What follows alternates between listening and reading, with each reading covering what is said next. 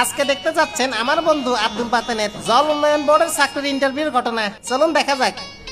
কই আইলাম? এটাই তো রুম। এখানে বসি। নতুন মেশিন লাগাইছে অফিসে।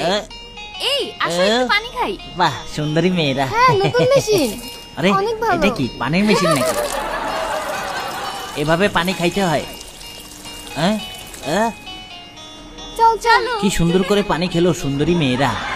আমারও একটু খাওয়া দরকার। আস্তে করে চাপ দাও। কি রে, আবার দিই। কি রে ভাই, মনে হয় পানি শেষ হয়ে গেছে।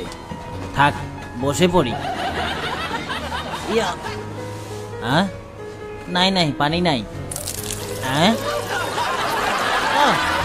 আরে পানি কই থেকে আসলো?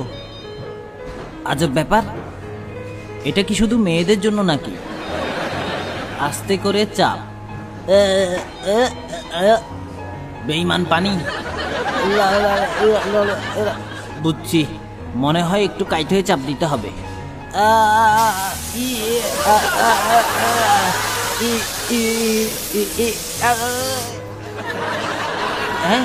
পানি এদিক দিয়ে চাই নাই ভাইয়া, এদিক দিয়ে পানি কেমনে আইলো দেখি তো।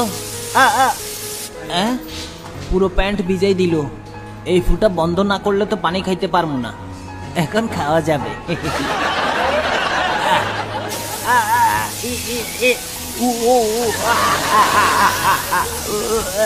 কত কত লাগে। পুরো ভেজা বিড়াল বানাই দিল।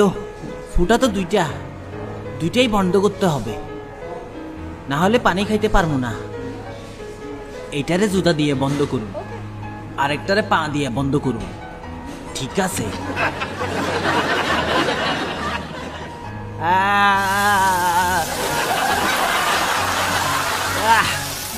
ভাগ্যটাই খারাপ।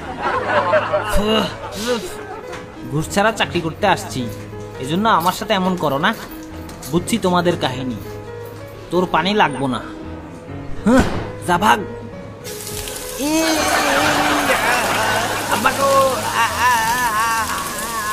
পানির সাথে ব্যায়াম করে ফেললাম। পানি তো আর আমার ছাড়ে না। কোন দিকে যাবো? ডাইনে, বামে? মাগো মাগো, এই পানি তো কিছু ছাড়ে না। ডাইনে, বামে? আরে চাকরি আমার হবে না, উন্নয়নে জোয়ার তা থামে না। আমার দোস্ত কাইসা ঠিকই কইছিল, পাইতে চাও যদি সরকারি